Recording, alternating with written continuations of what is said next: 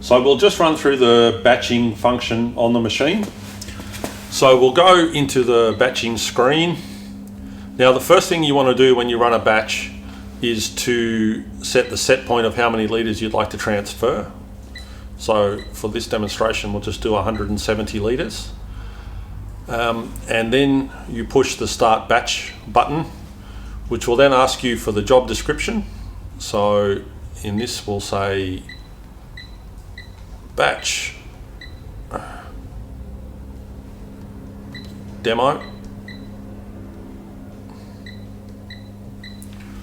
and we'll leave the tank at batch 1, and then you can select your name from the list, or if you want to you can type it in manually, but for now we'll just do that.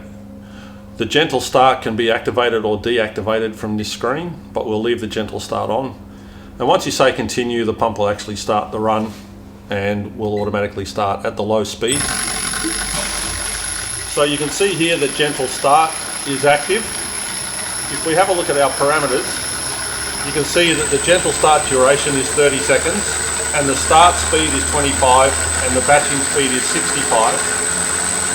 And if we go back to the batching screen, you can see that this speed is gradually increasing over that 30 seconds.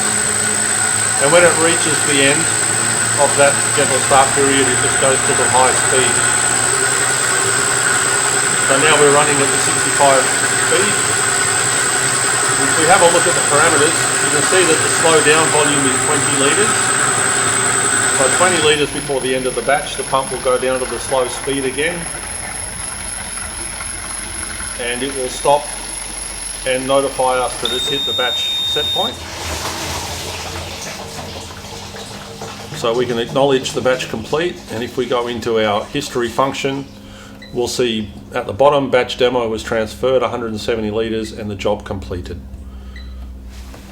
So that's a batching cycle on the Marksman pump.